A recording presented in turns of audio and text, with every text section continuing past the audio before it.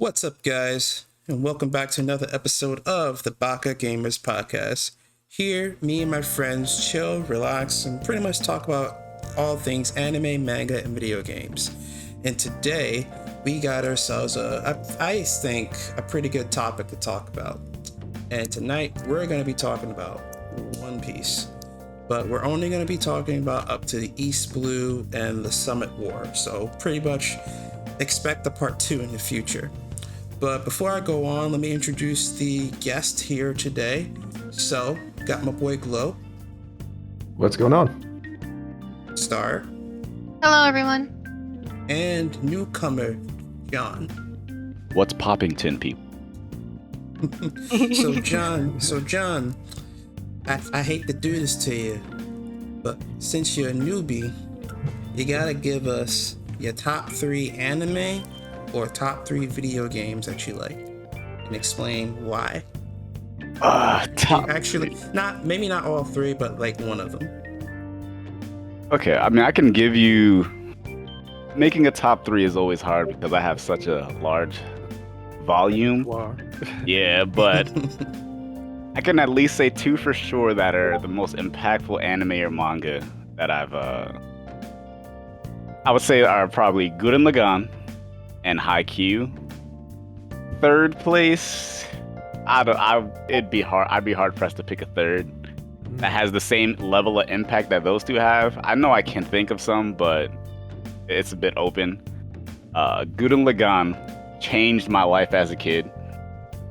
I'm part of why I am the person that I am is because of that anime right there. So that's super big. And Haikyuu did a similar thing when I was a bit older. So taught me a lot about, how to be a person, a lot of things about, self-reflection. And it's just a lot of character building that went along in there, and it's just like both of those things are masterpieces. There's nothing wrong with those anime or manga. They're perfect. And that's very rare. So I would say those things. Video games, I would just say the Mega Man series for the most part. Okay. Like, Mega Man is just amazing. Yeah. Except for Star Force. Wouldn't talk about that too much. All right. What was the first anime though? The number 1 you said it was? Oh, Gurren Lagann? Okay. Yeah, Gurren Lagann. It's You amazing. can't top that. That's like So good. I feel like Okay. if you're watching like it's not even a mecha anime. I don't know if you could call it like strictly mecha. I think it's like First to heavens. Like Believe Pierce in the me that believes Heavens. in you. Yep. That whole phrase, and then when it changes to "Don't believe in the me that believes in you, believe in the you that believes in you." It's so many levels, so many levels. It's just absolutely changed my life. I was a whole young lad, like, dang, brother, maybe I should believe in the me. believes in you. believe in the me that believes in me. That's for real. Exactly. Like what? Yeah. So and I finished at a very pivotal point in my life. So I identify with Simone a lot. So Yeah. Those are some strong feelings, man. yeah, That man. was deep, yo. But welcome to the podcast. Hopefully this won't be your last. I rhymed. Nah, but Glad to be here, man. So before we get into the topic, we usually like to do a little news segment, which is pretty much where I'll throw out initial things that I thought was newsworthy that happened up to the time of this podcast recording. And, everyone else can kind of hop in. So to kind of start off, first off, we got Pokemon Violet and Scarlet. I got announced. For me, I'm like, that's hella soon. After we got Pokemon Legends literally just came out like a little while ago. And now we're getting a next gen Pokemon game. Well, I mean, it had gotten revealed that Gen 9 was already in the works, so I wasn't too surprised in that regard. I was surprised it was going to come out this year. Yeah, coming out this year, which just seemed like I feel like that's going to be pushed back. There's no way. No, I mean they have different teams working on it. Like this, Scarlet and Violet is being worked on by the people that made the new Snap. Oh. But it seems like that's why the art either. that's why the art style of the trainers is different. Yeah, If you I look did at notice Snap that. and look at that, it's the same art style, but they're just using the engine that they made with Legends Arceus and kind of like working off of that as like a piggyback.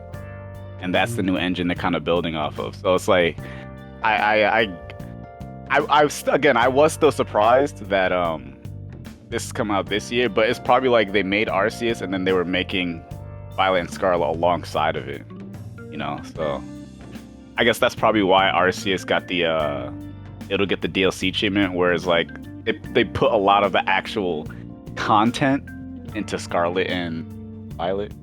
I mean, that's how I understood. I don't know. It might be something else, but that's how it seemed to me. No, I hear you. All right. That Yeah, definitely I makes mean, mean- like, it'd be great to. Oh, what were you saying, Star? My apologies. Well, That's I was just gonna comment that I'm not surprised. Is that wrong? Like I'm surprised that there's a Pokemon Direct, but I didn't expect a new gen. Mm. But I guess after like Legends, and because we were expecting Legends, Mhm. that it was kind of neat. Like I wasn't really. I guess I was surprised, but I wasn't like as surprised as many others because I wasn't really paying attention to the release date or how close the two games would be in terms of like the same year. And that could also be I mentally checked out. I got Diamond and Pearl. I'm all right. I'm like, I'm okay. And then nothing else mattered. And then now we're getting a new gen. I'm like, oh, neat. And then personally, this is the first time that, well, I liked all three designs for the starters. Usually I lean towards one and one only. But this is the first time that like I really enjoy all three designs. And even though there's of course a most preferred and least preferred, 1 to 3, but I really do enjoy all the designs. So I kind of look forward to it. And I'm hoping that like the new region is nice and the story is nice and I have a solid experience and that I hopefully get to, I don't know, import my Sinnoh region Pokemon that I got from 2007 that's still chilling in Pokemon Bank from this my original 3 and actually get to use them. You should be able to with Pokemon Home. That's supposed to Yeah, be getting updated soon to like work, or it should be working now. Actually, you should be able to use it now, I believe. okay, cool. Because the Because old Pokemon, I think it's because the 3DS connectivity and stuff like that, and the DSs is going to be cut off soon. yeah, that's why I imported everything from. I mean, I went up the chain of command in the games, and I imported everything when Pokemon Home first came out on the DS to Pokemon Home on the DS or Pokemon Bank, and then when Pokemon Home came out, I imported everything from Bank to Home, and I just made sure that like I had all my homies in one place. And I just look forward to actually like using my 3 favorite, which is the 3 that I used in Pokemon Diamond and Pearl, the original, to um actually like an actual game. And I may have the years mixed up, but it's very sentimental to me. So I look forward to that. And if that's the case, then if it's updated or it'll be updated soon, I'm a happy camper. But to be honest, I am surprised that they announced a new game, but I'm not as surprised as everybody else. Like, it's not like extremely shocking. I'm like, oh, neat, there's a new thing to do or a new game to get. And I keep it pushing. So, Understandable. But like to you, I think for me, I think I'm more just surprised about like the year, like this come out in the same year. That's just my surprise. Yeah, like I expected the announcement. I just didn't expect 2022. I was like, wait a second. Yeah, I thought 2023 in Right. January, February, something like Yeah. that. They're like, nah. I was thinking like holiday, like early January or something like that. Right. But hey, man, I just hope the game's good. Hopefully. Yeah, that's all we gotta hope for. I hope If it's so as not good, well. I plan on like so after years of disappointment in the Pokemon games, I decided that, I supported Legends Arceus because it was the first time they tried something different in decades. Well, not I won't say decades, in years. And then I was like, all right, cool, it's actually a good game. And then I was like, I decided in my head, if Gen 9 is bad, I'm just done buying Pokemon games. So Fair. hopefully it's good. I seen Quaxley and Quaxley's looking all right. If they don't looking ruin, good. they just need to not ruin Homie, the duck. Quaxley. Yeah, Quaxley. If they I want don't ruin Quaxley. Quaxley, All right, he just needs to stay steezy up until all his evolutions. All right, and then I need a solid new gen of Pokemon. I need that too. Absolutely. Yeah, I feel Sort of you. getting tired of like different forms of Pokemon we already know. Just sort of, Pikachu again. yeah. It's like, Mhm. come on, give me something different, give me something new, you know? Yeah. Yeah, I agree with that. They have the creative flow, but again, I'm not a game designer. I'm not in the office. I'm not I don't know nothing, but I would like to see more creative things that's not personally an ice cream cone or like a trash bag or a set of See, keys. I used to hate Or a on those, but to be sandcastle. honest, like I feel like those Pokemon, it works. Like I feel like it's not as because the thing is with Black and White, that was the last time in a long time we've gotten a whole Pokedex of new Pokemon. You know, Right. so it's like for the amount of Pokemon we got, I'll take the ice cream cone. I'll take Troubadour. You know, I'll take that. You know, Klefki actually kind of clean. I ain't gonna lie, I like that. So it's like I'll take that if we're getting a whole Pokedex. There's always been a couple goofy Pokemon. There's always been, and it makes sense for the region it was representing. It was based off New York, so you gotta have a trash Pokemon. You Gotta have got a to. Yeah. weirdo in there. Gotta have a weirdo. Yeah, you gotta have the trash bag. It's New York, so it's like, I Yeah, give it to him. It makes I sense. give Like in context, I'm like, yeah, ice cream cone, true, true. Like, I hear you. I do, but like I try to and the way I try to, I almost said cope. The way I guess Cope? like I almost said cope. I almost. The way I try to like at least like let it go, forgive or whatever word that you want to use is that like to be honest, it's not meant for us. We just buy the games. Like they know they make the money off of us, but we are not their demographic. But they know Yeah. they know they make their money off of us, right? that's Cuz the funny thing. I think Black and White was meant for us, low key, because that was the oldest gen, like in story. Mhm. That was the most mature of the games. Because even in the game, you weren't 10-year-olds anymore. Really? That Yeah, that I didn't know. yeah, they were older Yeah. and they were teenagers. Oh, Mm. Dang, okay. today I I learned. Yeah, love we Black were and White, well man. in Black and White too, that's when they brought like the younger Yeah, and I but in think. Black and White One, like the two protagonists and N, they're older. Like it's not the same 10-year-old going on a journey anymore. It's like I love Black and White. Ah, Yeah, I love black and white too. I Like get N it. was a really like I didn't really enjoy characters that weren't really that memorable to me since Riley in Diamond and Pearl, Mhm. but N was. And yeah, like I really loved N. And I also loved in terms of story content, the most memorable to me by far is the Looker Files in X and Y. Like Yeah. the post game content. Mhm. I really wish they did more of that because Yeah. that was a lot of fun. That was deep. And like you had a detective taking care of like a kid, right? Mhm. And figuring out a case and such um and then them coming to terms with it and then figuring it out and then moving on and deciding what it was a lot and that was more entertaining than the main story. I don't even remember the main story to X and Y. All I remember is the Looker Files. Like I feel like for me, X and Y was the last good Pokemon game, in my opinion. Like, I haven't enjoyed a Pokemon game since X and Y, but Black and White and Black and White 2 were great games. And for me, it was like those were amazing games. I still go back and play those games. Like I like replay them. I'll do like randomizer versions of them. It's just fun games. But Yeah, Absolutely. I agree. John, now you guys hold your excitement because that'll be another episode soon. So hold that, and y'all saying good stuff, but we gotta move on. But yeah, hopefully it's good and comes out this year. Hopefully we get more gameplay of it too. yeah. Next one that came up, Nintendo Direct happened this month. I know there's like a whole bunch of games that kind of got shown. Me personally, I was more interested in the Super Mario Strikers that came back, and it looks good. And then the end of the direct, we're getting the Xenoblade Chronicles 3, which surprised the hell out of me. I'm like on that Xenoblade Splatoon, grind right now. Splatoon, Splatoon, Splatoon, Splatoon. See, I can't get into Splatoon, but it sounds like you're really excited. Oh yeah, man. It's like I started making a beat in my head, like Splatoon, Splatoon.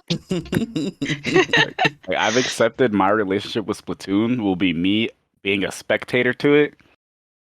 Like, cause I had fun with it, you know, Splatoon 1, I had fun with it. I don't even remember if I bought Splatoon 2. Like, I genuinely don't remember. So, I probably didn't. Wait, is Splatoon 2 when you had the dual wielding? Yeah, the dualies. Okay, so I Yeah. did have that. I did have it. I don't think I played it much, though. So, That's okay, because it's been some time since I played Splatoon 2 myself. I Yeah. noticed that once they announced the last Splatfest, that's the last time I touched the game. And Yeah. that's not me saying I'm only into competitive things, though I can get competitive and I am into competitive content in specific forms, specific games, and with specific rule sets, because I don't want to get into the toxic community. But I realized that I liked the way Splatoon did their Splatfest. I genuinely enjoyed it. It reminded me, I don't know if anybody remembers, like back when there's like this one specific summer Cartoon Network had, right? Where excuse me. Excuse me. Where it was a summer and you would go online, you would pick a faction, right? Like you would I forget the names of the factions, but you would go online and you would, like, with your account on Cartoon Network, you'd pick a faction. In your faction, it was like three. Somebody gangsta no remembers. I can't remember, but it was like this kid with like a hoodie and like a staff. He was like a wizard, and it was like this minotaur. And I forget what like this other person that the other faction was, but you would vote for like the lineup, and you get whatever faction won got their lineup, and it was so dope. And it was just really cool. And I was like the purple like wizard kid, because you know magic and stuff. That's right up my alley. And I just never forget it. And like it kind of reminded me of that Splatfest, where like you had just silly things, right? Like I can't remember most of them, but let's just say like, I don't know, soup versus salad, just silly things, right? And then you had your teams, and then like you would get together, you would like you would battle it out, and then like the faction won. That's not saying like your faction sucked or what you chose sucked. It was just what happened to win, and you get your rankings, right? And then I usually always capped out like at queen, or like I forgot what everything else was underneath queen, because queen was always my goal. But I wasn't to say like you weren't good at it, or your team wasn't good at it or anything. It was just a fun thing to do. Now, granted, humans are humans, and humans are gonna do what they want and make the community what they want. But I also really enjoyed like walking around like the plaza and seeing everybody's like notes that they drew on the Wii U, and the art. And some people were really stellar at like drawing these notes and like go team so and so, or team so and so, or even like the playful trash talking, right? I enjoyed that, and it wasn't really toxic. And I just enjoyed that kind of like competitiveness. So even though like in between I would play games and play matches and such, just to have fun. Once I realized that Splatfest was over and they announced the last Splatfest, I didn't realize that that was my pattern, that would be the last time I touched the game, like at all. And not to say like that made it for me, but I just realized that that festive, competitive, a fun competitive community that I saw. Now, granted, it could be toxic, right? People are people, but in my experience, I enjoyed it, and I just look forward to having that again, especially with the storyline. I enjoyed the characters, the character designs, the new changes, and such, and I just think it's fun. So I'm excited for it. That's one thing I can say. I actually am curious about the story. I'm not gonna lie to you. I feel like a lot of people kind of were making jokes about like who cares about the story. I kind of just want to see what happened with the story or whatever. I'm actually kind of interested in that aspect, and then I'll just gladly spectate someone else play the actual game. But Mhm. Yeah, Like where does it all go? Yeah. You know? Yeah. Yeah, like I'm with you. Like I'll spectate or watch. Like, ooh, that's Splat though. But that's about it for me. That's Splat. Like, give him a good old wowie zowie, No, and then you go, 'cause- all right, buddy. No, because some of the matches be heated. I'm Oh, like, yeah, for dang, sure. if I was, It like, be I'm really not, do I'm be not neck into and it, neck, but you know. Yeah. like, oof, like they got split. Like I remember looking at that trailer like the first time it got announced at a Nintendo Direct, and I was like, damn, a Splatoon 3? We on 3 already? Yeah. Just like I blacked out. I'm like, oh wow, we're on another Splatoon. Wow, like they're making bank with Yeah, you that. blinked and you missed Good it. for them. Yeah. Right. And But but go ahead. No, sorry. go ahead. Thought I was about to move on. But you have anything? No. Okay. Well, I guess like really quickly, I just recently learned that while talking with another online friend that even though to me I didn't touch the game anymore, and I thought no one else would either. That's not. I just because whenever I feel like someone announces like the end of something, people get discouraged and they don't continue. But apparently the game still was strong, and it only recently started like drying out because of the announcement of Splatoon 3. Granted, I don't know how accurate that is. That was just a word from a friend because I've been playing Final Fantasy 14 all this time. I mean, However, they still had the world circuit and stuff like that. Like they finished worlds for that and all that. Although there was some controversy with that, but I think the end of the competitive circuit, like since they announced Splatoon 3, is probably what you were hearing about. It's slowly dying Yeah, now. phasing out and Like- everything like that. Yeah. Everyone Yeah. prepping for the new game to come out and stuff like that. It's all right. I got time to get into something else, you know? Yeah. yeah, that could be it. Because again, I'm not there, so Right.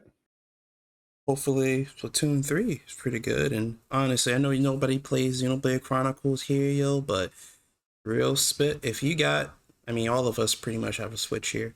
If you got the time, play Xenoblade Chronicles Definitive Edition. It's like, I'm gonna come out with a review and let everyone know. Come on over to review. Maybe not soon. But soon. Be on the Maybe lookout. not Be on the soon, lookout. but it's coming. Be on the lookout. Gotta get that plug-in. But real spit, it's like if I were to sell you guys on that game, it would be like a mixture. Like if you like Final Fantasy XIV's combat system, and you like Tales of, and of course Final Fantasy, but mainly Tales of story, you'll love this game. Like I've played Xenoblade Chronicles, so it is a great game. I didn't play 2. I watched someone else play 2 because I didn't like Mhm. Rex enough to play 2. Was it his design? His design, and then I heard his voice, and I was no. you know what? I don't need to play this game. I was like, if that's my Your guy, boy looked like a plumber. I was like, if that's my guy, Plumber? that's not my guy. He's not my guy. So I was like, all right, cool. So I just watched someone else play it, and I was like, that's enough. I got what I needed. But Xenoblade Chronicles 1, yeah, is great. So I actually do plan on playing 3. I actually am kind of excited for that. So we'll see. All right, I gotta Right. see I this can trailer. vouch. I can vouch for Xenoblade Chronicles 1 at least. Great game. Yeah. Great game. Yeah, that's like so. Like I remember, like I'm playing through it now, but I remember, like I didn't even know they were ever gonna get a remaster for this game, and it came out, and then like I saw the cutscenes because it was on the Wii. I didn't have Wii, so I saw the cutscenes, and like it was one of those games where it's like I thought I was gonna watch like I don't know 15 minutes and be like, oh okay, that's it. But nah, I watched the whole thing like a movie, yo, popcorn and all, and I was like, wow, this is like really amazing. I was twists and turns. Twists and turns, man. But yeah, if you got the time, like invest some time in Xenoblade Chronicles Definitive Edition. It's worth your time. yes, sir. But Cool. but moving on. Last bit of news from me: Funimation and Crunchyroll is finally together again. Again. Again. Hopefully it stays that way. Why'd y'all like say it with like yeah, said it, but again was like capitalized, bold, italicized, It's because with a because period. if y'all can remind me, it's like they were a one library before, right? If I'm not mistaken, Yeah. they were one library before, and then they got split up. Funimation got pulled off of Verve, right? I think Funimation was on Verve, unless I'm Yeah. Funimation was on Verve, yes, correct. yeah. Then it got pulled, and then I guess Sony bought Crunchy, and now they're all together again. And now Funimation's going to be phased out as an app, I believe, and it's all going to be like Crunchyroll LLC or something like that. Yeah. Yeah. Like the Well, library has I'm already looking been transferred over, I believe, but I think there's still time until the Funimation accounts die. Right. I forget how long, but Yeah. I believe the library's already been transferred over. Okay. They're missing some shows. Like there was one show I wanted to watch from like last season called Link Click, I think it was called. It's like a Chinese animation. It's actually was really good that Giguk reviewed like a long time ago, like a little while ago. But that's not over. So I think it's like you said, John, like they'll, Yeah. you know, once they start phasing all the accounts of, that's when they'll move everything over. They even said on their website, it's isn't, we're still transferring everything over. So, Yeah. you know, it's gonna happen. But I think like I was trying to when I was doing a little bit of research on it, because I was wondering what was gonna happen with Verve, and Verve is also being absorbed in that. But it's like it seems like if you have a Verve account and you want to watch the shows, you get access to those shows like you usually would, except you won't get it on the day that it airs. Like Attack on Titan comes out on Sunday, and that's the day that it airs in Japan. You won't get that here anymore if you have a Verve account. But if you have Crunchyroll, you'll get that same Simulcast. day. But Yeah, simulcast. Feels like Verve is kind of like, it's like there's no point in having a Verve anymore. Yeah, at that point. but but gentlemen, I thought Crunchy owned Verve. Like Verve was started by Crunchy. Because I remember, I don't know if things changed. It's been a while. I've been playing in my MMOs. I haven't really been watching nothing. But if you had a Verve account, you had a Crunchyroll account. Like I remember, I had access to all of Crunchyroll's like libraries. Like if I would just go to the Crunchyroll website and I just wanted to watch something, and it was just strictly Crunchyroll, I could do that because I had a Verve account. Yeah, like Crunchyroll's the parent company of Verve. Right. But Yeah, but they said like Verve would be merged into Crunchyroll itself, apparently. So the libraries of Verve would be absorbed, like just Kirby'd into Crunchyroll, is what you're telling me. Mhm. Yeah, like your watch history and stuff is gonna be on Crunchyroll because of like I think recently I got an email from them saying you get like a 2-month free trial. So it's like because you're a Verve, because you have a Verve account, you get like a 2-month free trial. So I'm like, that confused me because it's like you said, Star, like it's you figure Crunchyroll and Verve are pretty much the same thing at that point. It's like, you know, not too much is gonna change, but seems like they are gonna change some things. So I think until I see exactly how that works out, because I think they said next month we'll start seeing that stuff where it's like, you know, the new core comes out, get the new core, and the new anime comes out, and we'll start to see like what differences there are. But I'm gonna keep my Verve account. yeah, for like now. I'm not sure what, Right. like, because I don't think Verve is dissolving, Mm-mm. but it's just becoming more useless because it's like you might as well just have the Crunchyroll unless you have, because there's other things on Verve that aren't on Crunchyroll, right? Yeah, like I think they have Boomerang on there or Yeah, something like so that. Unless you that's probably use it gone. for those things more so than anime at this point. But I think because Crunchyroll is a channel on Verve, so I don't know exactly the logistics of that, but Right. yeah. But Funimation, the app is getting dissolved into Crunchyroll. I'm not exactly sure.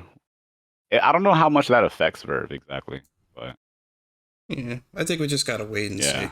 That's all it is to it. Maybe I should pay a little bit Uh, more attention since I pay for Verve. Yeah, just to see, because we're paying for that Yeah, joint. I got to cancel my Funimation. You better. Yeah. No more. No more. All right. Any other news from you guys? Anything that might have happened that you feel like you want to talk about real quick? Not gonna lie, Chief. Nothing comes to mind. All right. All right. I got nothing. Say no more. Say no more. We're moving on to the topic of tonight. So, like I said at the beginning of the podcast, we're going to be talking about One Piece. And like I said, we're only going to be covering the first half, literally, like first half. So, from East Blue to the War Arc, to the Summit War Arc. So, if anybody's listening to this and you happen to want to get into One Piece, there are going to be spoilers for like up to episode 500 or some change. So be warned for that. But if you're worried about the second half, don't worry. We're just gonna be talking about the first half. So I figured to start this off, let's just talk about how did everyone kind of get into One Piece anyway? Like, did you guys start off with the anime? Start off with the manga? Did you watch 4Kids? Back in the day, like how you get into it? Well, me personally, it's very sentimental. Um, I grew up with my uncle, and we're around the same age, so we kind of grew up like brother and sister, but by blood, he's my uncle. He's only 2 years and 2 days older than me. So I remember staying the night and the weekends at my grandpa's house, and we would watch the Saturday morning cartoons together. And later in the afternoon, I would watch him play on his PlayStation 2, and then later we go to the park. But I remember the 4Kids version, and I remember one day waking up and seeing him watch it, and I didn't know what it was, and I asked him about it, and then he was so hyped. He was so excited to show me what it was, and we did everything together, and we watched stuff together. He's the one who got me into Robotech and stuff, and mechas, and I was just really if anything had his attention, it was good to me. So I was all right, what is this? And then I saw the 4Kids version with the rap and Yo, Dago. Yeah, but like like clockwork, every Saturday morning we would be hype, and we would usually like Saturday. No, it wasn't Saturday mornings. It was Toonami. I believe it was Toonami, and then and then then it was also Saturday mornings at one point. But that's besides the point. Point being is that he's the one who got me into it, and Okay. I remember after some time the 4Kids version stopped being aired on TV, and I was too young to know like TV politics at the time or whatever, right? With 4Kids and all that stuff. So I was just kind of like lost. I'm like, where'd it go? And then it wasn't until high school that there was this guy I was dating at the time, and then he's like, hey, you know about One Piece? I'm like, what? It's still going on? I was so excited because I thought the show died. And then I started watching again, and I remember I was so behind. Like, I haven't seen it in years. And I remember one year after high school and everything, I didn't really keep up with it in high school. But I was in college, and it was like a summer. And I remember I caught up from episode 1 to the what was it? It was episode 1 to, I believe, the Fishman Island arc in one summer.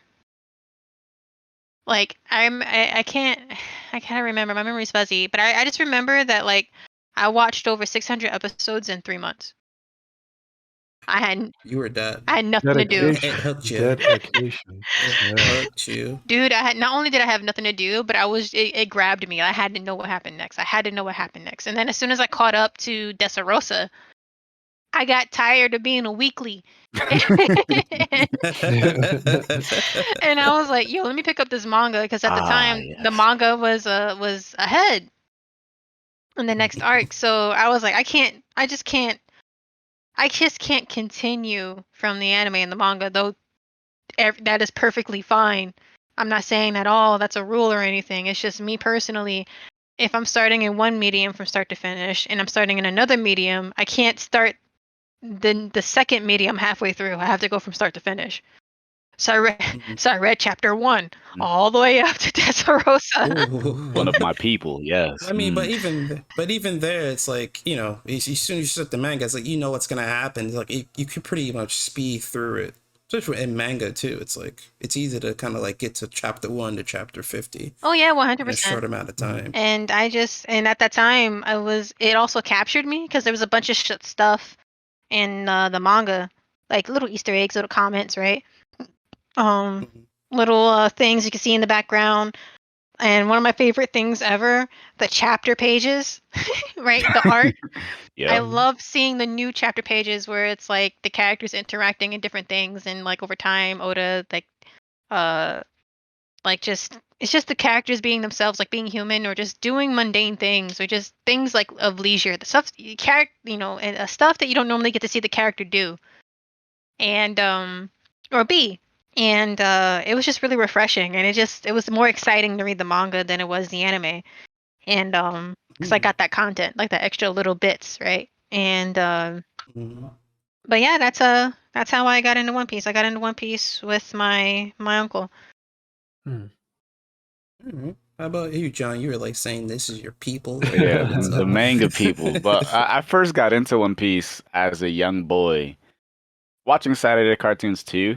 Like, so the way I had an older sister, she's older than me by 3 years. But what we would do on Saturdays was we would get up at like I think like 7 or 7:30, and we had a rotation of Kids WB. Like it was channel 11, channel 4, and then I forget the other channel. There was a third one. I don't remember what the third one was, but we had each time slot figured out. So we're like, all right, we're gonna watch this show at 7:30, this one at 8, this one at 8:30. Then we had it all the way up until like noon, and then noon is when we would either go outside and play, or like we'd like do whatever, play around the house or something with our toys. But One Piece wasn't even initially part of our rotation, but I think there was another show that switched on Kids WB. And then we were like, I don't want to watch this. And then I ended up replacing that with One Piece because I went to check on, all right, well then what's on for kids? And it was One Piece, and I got in like that. But I actually didn't really get into it until it was on Toonami. When it was on Toonami, then that's when I really watched it. And I actually can't remember when I switched over to the manga because it's been so long. But and I've read the manga all the way through multiple times at this point, so I don't even remember which one was the first foray into the manga. I just know by the time I was in high school, I was already reading the manga. So, but yeah, that's why I say, when she read the whole manga, because I remember one of my first times meeting, it was during her attempt, or first time meeting Star. My bad. It was. It's Yeah. okay, I'll bleep it out. It was while she was reading the manga, I believe. And I was like, yes. See you on the other Culture. I'll see you on the other side. Because we bonded a lot because of that. Yeah. I remember. Because I remember I mentioned, I was like, not a lot of people are willing to take the journey. And I was like, I've taken the journey multiple times. And I was like, I always respect anybody that's willing to take the journey. And I was like, I'll see you once you finish. And I definitely was there, man. Definitely was there. He was. He waited for me. And then when I was there, I rose up on those steps and he was waiting for me. Yeah, my people. And I said, I have arrived, and he gave me the nod of approval. Exaggeration in my head, but we talked for hours. I remember, yeah. Yeah, but One Piece is definitely it's a big manga because for me it's the most consistent of the big three. It never had any lows, which is it's so rare to say for something, especially something that's gone so long as long as it has gone on. To not have any real lows is insane. Like Oda's, he's simply built out of different stuff. So he did a great 100%. job of making the story, and like the world he's created. I think that's the biggest thing because he has a very clear idea of the world, and he's known the ending of One Piece since the beginning. So you can see that in the writing, you can see that in the storytelling. Like everything has a purpose. Yeah. So I think that's what kind of kept me along with the characters are zany and kooky and everything, but at the same time they're so cool. So it's like there's so many cool characters. Like everyone's dope. Even the villains are dope. Like, Law's the GOAT, but yeah, that's how I got into One Piece. How about you, Glow? I'm gonna give mine like last. Sure. My journey into One Piece was sporadic, but I'd say it was more complete recently. Kind of like what John and Star said. My first foray into One Piece was through 4Kids. Watching it on TV as a wee lad, seeing Sanji, sucking on a lollipop. And Classic. Cherry flavor. Yeah, cherry flavor, that bright red. I'm like, where'd this come from? But okay, that's his thing. and Smoker kind of, having smoke coming out of his mouth and everything like that. It was an interesting, even back then, with how heavily censored it was, there was something about One Piece that was interesting. But once it dropped off, I forgot, like 4Kids or whatever it was on. Once it dropped off there and actually moved, I kind of didn't move with it. I got into like other shonen at the time. I got really into, one of the other big three, Bleach. And so I really didn't have that love for One Piece back when it was like, really going. But then I met Star. And she would really sing the praises of One Piece. And you know how it is in the anime community. Like the running gag is, oh, like One Piece is so long, oh, One Piece is that and the third and everything. For those listening, if you haven't plunged into One Piece, do not believe the lies, okay? Do not believe the lies, because it took Star and my own brother, actually. It's funny how like we all sort of have like a sibling sort of tied to all this. But they were just telling me, like, look, Luffy is the GOAT. I'm like, 100%. how is He this is GOAT. how is this gumball dude? 100%. He is the GOAT. Gumball dude the GOAT? And I'm like, whatever. So I started watching again, right? I started watching and I'm looking at this. I'm like, huh, why is this touching my soul? Yeah. Like, why is this touching my soul so much? And it got so intense to the point where, like, I was getting impatient, if that makes sense. Like, the episodes were there in the anime, but I was getting impatient. I was like, no, I need to know what happens next. So I started reading the manga. The manga would give me everything I wanted faster. I didn't have to wait for load times and, for them to actually speak. So I started the manga. I found like a colored version of it. So it was even more colorful and whimsical and whatnot. And I gotta say, Luffy is undisputedly the GOAT, honestly. Like, One Piece is amazing. And I actually just caught up at the turn of the new year. So yeah. Are you do you flip flop between anime and manga then? Yeah, I'd say in the middle of the Dressrosa arc, for those who know what that is. Like, right when that began to pop off, I switched to the manga. Because you really wanted to know Yeah, because I was like, what was up with it. if you guys know that arc, you know how crazy it is, and it's like, look, I don't got time. Yeah. So I switched to the manga, and boy, I just didn't look back. Just know my power level increased the day you switched over. And Yep. I feel like that's gonna be me soon. Not gonna lie. After hearing it, like, at first I thought, like, I was like, like, oh, me and Glue are like anime only, Joby. He's like, nah, I switched to manga. I'm like, Oh no, I switched to manga. I'm only due to what you. But let me get my soapbox real quick. How I got into it. So pretty much like everyone here, I pretty much started watching it for kids. Like, I got introduced to it, and I was pretty young watching it. I think it was like, what even like, I think like somewhere in grade school, started watching a 4Kids, Foxbox, whatever you called it. And, I was like, oh, it's like Yu-Gi-Oh, Pokemon, I was into it for a minute. But then after a while, like, I think I stopped right when they got to Chopper's Island, like the Snow Island, the Drum Kingdom.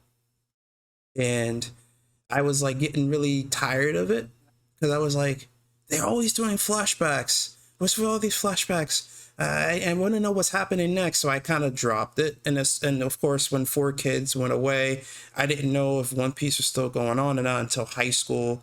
And I was like, oh, One Piece is still a thing. And there's like 500 episodes? Wow. Okay. But after hearing that number, I was like, I'm never going to get into this show. I'm never going to watch it. It's too many episodes. Like, how? So years later, after graduating from college last year, I was like, I'm gonna do it. I'm gonna start from the very beginning, episode 1, and I'm gonna watch it. And I even set like how many episodes I'm gonna watch per day. So I'm gonna watch 4 episodes per day. And I remember watching the first episode all the way up to, I forgot where it stopped, up to where they got up to Zoro, and I was like, I'm burnt out because I was setting on that schedule, and I stopped watching for a couple of months. Then I think not when they announced like the whole anniversary of the 1,000 episode, but something, I think it was like seeing the animation for the Wano arc, seeing how amazing that joint looked. I was like, I gotta continue. I gotta get there to see what's up, because when it's on social media a lot, I'm like, something's going on. A whole lot of So somethings. I buckled up. I was like, and instead of doing like the whole 4 episode, watch episode every day, I was like, I'm just gonna watch it. I'm just gonna watch it however I feel. If I felt good about it, if I feel like I want to watch it today, I'll watch it today. If I don't, I don't. And it was the best decision I made, because I don't know, maybe because I was really young and naive, but being older, I appreciated all the characters. like when I got, no lie, I got up to where we got Sanji to join the crew. And when he left, I cried, I cried like a baby. I was like, how? Why is this touching my soul? A lot of moments. Go ahead and feel emotions, brother. Go ahead. Like, it got me, and it was like, at that point, I was hooked. And I was like, I gotta know more. And I just found myself making this anime be like, its seasonals came and gone, but I watched those episodes, but I was like, oh, no more seasonal anime episodes to watch this week. Guess I'll watch One Piece. And I've just been doing that, and like up to now, like I'm past the Summit War. I'm on Fisherman Island, and I'm just loving this journey and adventure. Oh man, like I did not expect to reach this point, and I'm looking forward to seeing the next half. I really am. Wild ride. It is a wild ride, and I deeply enjoy it. I mean, the story means like I love it because it's extremely different, right? In terms of like design, storytelling, importance, right? How like within the main cast, there's no romance. Appreciate that deeply. It's literally just a group of friends that just continue to grow stronger together in terms of like friendship and in strength, and they each have their own moments, and it's how whimsical it is, right? Like each island is its own planet, like Basically. complete with its own like environment and such, and it differs from place to place, and it's very awe-inspiring, very inspiring for world building, like any type of world building, in my opinion. And the shape design of the characters, the shape design, the colors, I just love it. Sorry. Yeah. Oh, you're good. Big, small, fat, skinny. Like, that's what I was saying. Oda is different. Like that's one of the biggest things about One Piece that makes it so amazing is the pure scale of the world. Like you can tell that everything was made with purpose. Everything is like Absolutely. Everything is there. Like there's a reason things are the way they are, and that's why because when you just make the premise, pirates sailing the seas, it's like and then you don't want to be king of the pirates. Like what does that mean? That off rip that implies that they're gonna be going on a crazy adventure. So it's like but you have to fill that world with something worthwhile, and Oda did an amazing job doing that. Like. It's great. Yeah, like me watching the episodes as I'm watching it right now, I really feel like I'm on the journey with them. Like, like once the summer war happened and gone, I was on to the next half after the time skip. I was like, yo, like I age with these people somehow. No, you're a straw hat. Some way, you're a straw hat when you read this. You're a straw hat. 100%, bro. Yeah, You're definitely a cabin boy. You're on this journey with them. You're definitely that member, insane. like that member that they don't mention, but you're definitely there. Yeah, you swapping the deck a little bit. You swapping the deck in the background while they on me. You know what I'm saying? Like legit, if Luffy puts the straw hat on the camera or whatever, I'm gonna be like, bro, don't do this to me. That'll break me, yo. I'll be like, nothing can top One Piece, yo. Nothing. Can't do it. Nope. But like, I really like the fact that it feels like they include me on these journeys, and it feels like I'm part of the crew. I'm seeing all the relationships. I even like how like all the characters on the ship, like especially when you first meet them, because it's like they start to grow and they start to change, and you actually see the changes going on the ship, and you see the little friendships and stuff form between the members, like Usopp and Luffy. They're always, they're always fishing and always like doing jokes and stuff, and Chopper joined in on that. And then like I think what was it, Nami was kind of by herself, but then Robin came along, and now she had a girl she can talk to on the crew sometimes. My And girl, Zoro, Robin. Go ahead. Sorry. Robin. Go ahead.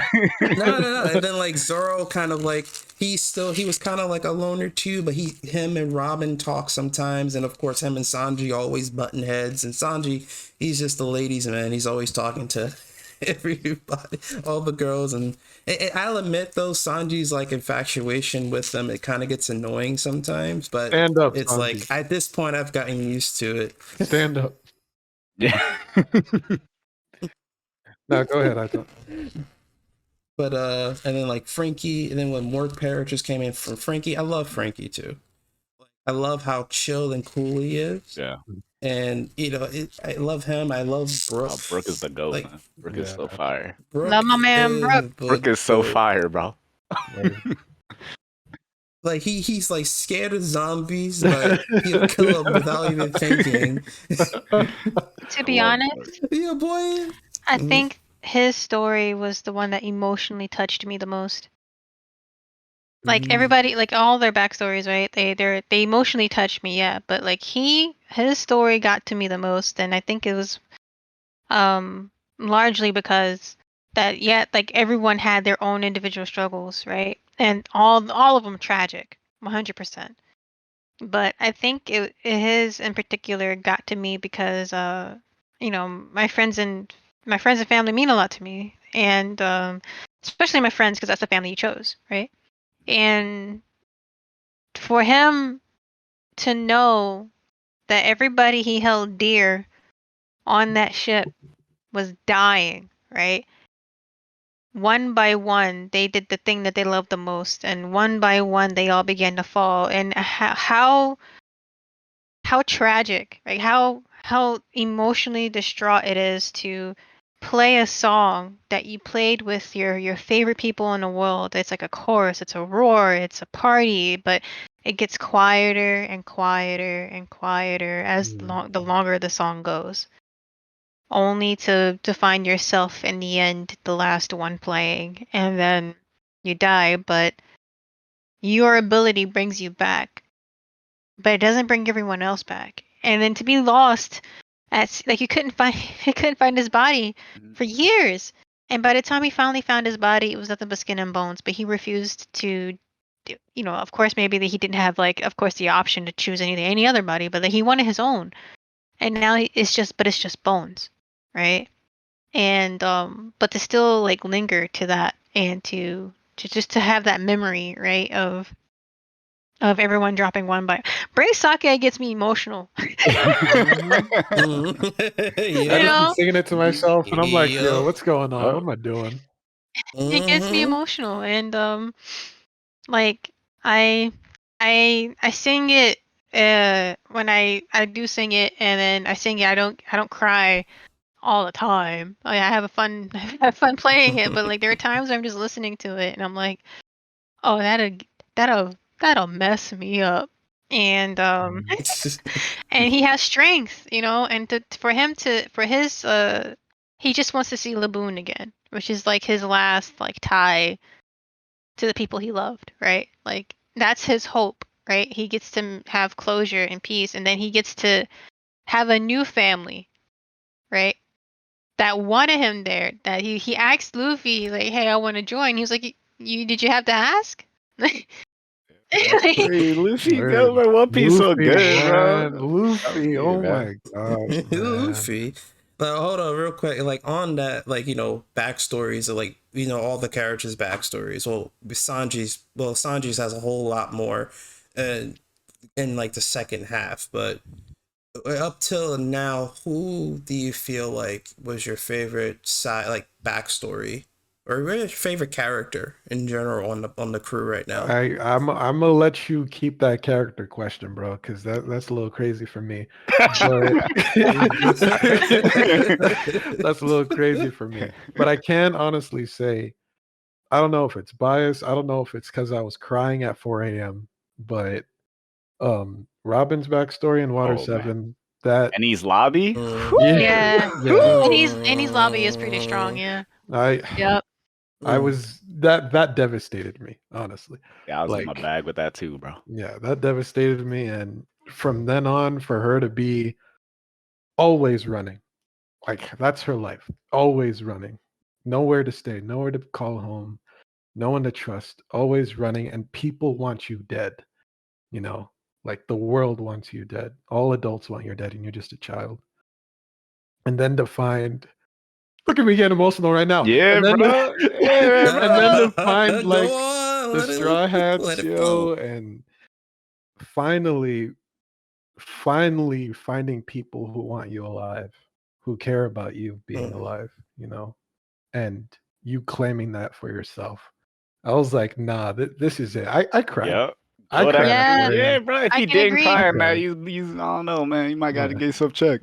I, I cried. And then Luffy with his freaking goatness, man. Shoot Yeah, the flag. bro. Shoot Yeah. the flag, Oh, yo. I was gonna jump in like double dutch because that was the moment that did it for me. Like I felt for her the entire time, like you said, like always running, never knowing who to trust. Finally thinking you have people to trust, only for them to sell you out in the end. And then the laugh, right? When he told her to only like to laugh, did she stop? And then in that moment when Luffy made her say it, it's like I need you to say it, and then I want to live. And as soon as she said that, all he said was shoot the flag. Mm-hmm. And everyone, like the whole crew, no misstep, no skip, no hiccup, no stutter. They all knew. As soon as he said shoot the flag, freaking Usopp of all people, my man, dead serious, was like, no problem. Roger that. Declared war on the world, yo. Nah, Straw Hats, man. Nah, son. When I first read that, I was swinging at the air. I was hyped. I was like, yes, sir! Yes, sir! Like, come on, man. Like, Oh, my these goodness. people declare war on the world for their own.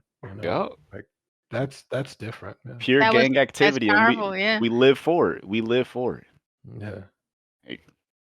Like Usopp of all people too. Like scaredy cat as he was back Yeah, then. he's like, nah, Without this my family. hesitation. Without This my family. hesitation. No hesitation. This my family. He was the king of snipers back then. He couldn't have hesitation. Yeah, that's the thing with Usopp. Is like, of course, he starts off as like the little goofy Teehee Lamau character, but like,